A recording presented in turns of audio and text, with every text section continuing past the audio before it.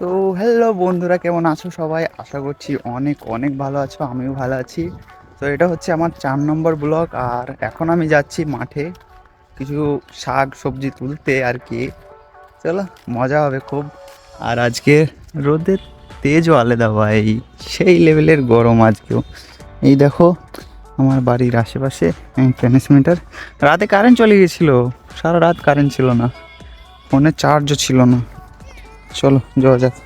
এদিকে হাঁটতে হাঁটতে আমি চলে এসেছি আমাদের স্কুলের সামনে। আর এটা হচ্ছে আমাদের স্কুল, যেখানে আমি ছোটবেলা থেকে পড়াশোনা করেছি। সামনে দেখতে পাচ্ছ গেট ও পাঁচিরও হয়ে গেছে, যখন পড়াশোনা করতাম তখন পাঁচিরও ছিল না। এটা হচ্ছে আমাদের অঙ্গনারী বা শিশু বিদ্যালয় বলতে পারো, বাচ্চাদের যেখানে খিচুড়ি দেয় আর কি। আর এটা দিয়ে হেঁটে যাচ্ছি, সাইড দিয়ে রাস্তা করে দিয়েছে।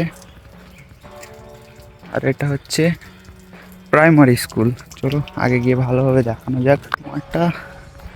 খুব সুন্দর একটা মাঠ। এটা হচ্ছে প্রাইমারি স্কুল, আর ওইটা হচ্ছে হাই স্কুল।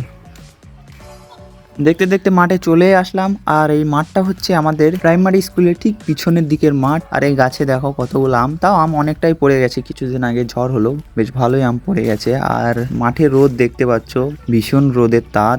আর বেশি দেরি না করে চলো শাক তুলে ফটাফট বাড়ি পালিয়ে যায়। ভাই সাব, এই হচ্ছে সেই শাক, যেই শাকের জন্য আসা এত গরমে।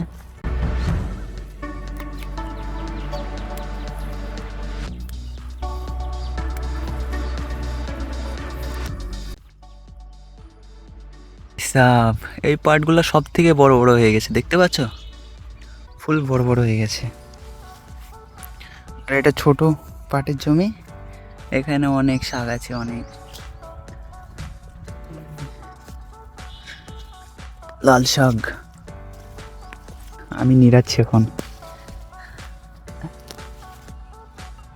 সো ভাই সাব, দেখো দেখো কতটা তুলেছি, এখনো আছে ভাই। এই দেখো প্রচুর, এই এই ক্ষেতে প্রচুর।